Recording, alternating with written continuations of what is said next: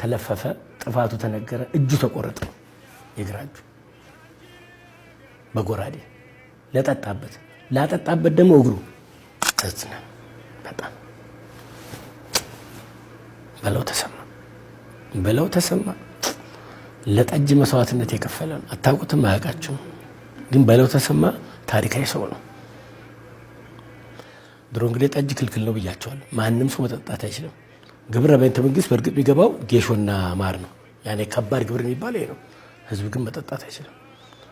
እና በለው ተሰማ ጠጅ ይወዳል በጣም። የፈለገው ይምጣ አለ። እኔን ከጠጅ የሚለይ የለም። የፈለገው ይምጣ አለ። እህቱ ተው፣ የሰፈርሱ ተው፣ በለው ተው፣ ይቅርብ። ይሄ ነገር የሆነው እኮ ብቸና ውስጥ ነው። ጎጃም ውስጥ ብቸና ውስጥ ነው። ንጉሥ ተክለ ሃይማኖት ሰሙ። እንዲህ አይነት ሰው ትእዛዙን ጥሶ ህግ ጥሶ ጠጅ ጠጣ። ማን ይነካኛል ብሎ ገሰግሶ ሄዱ። ተያዘ በለው ተሰማ። ህዝቡ ተጠራ። ገበያ ላይ ማለት ነው። ትልቅ ማማ ተሰራ። መጠጣት ብቻ አይደለም፣ ሰውንም ሲያጠጣ ነበር። እና ማማ ላይ ያወጡት፣ ተለፈፈ፣ ጥፋቱ ተነገረ፣ እጁ ተቆረጠ። የግራ እጁ በጎራዴ ለጠጣበት ላጠጣበት ደግሞ እግሩ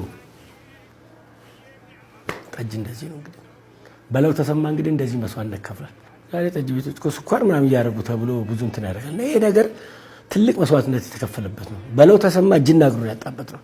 እናም በእያንዳንዱ ጠጅ ቤት ግድግዳ ላይ የበለው ፎቶ ሊኖር ይገባል። በግድ መኖር አለበት። እንደዚህ መስዋዕትነት ተከፍሎ ነው ጠጅ እየተደረሰው ማለት ነው። ዛሬ ማንም እንትን የሚያደርገው ማለት ነው።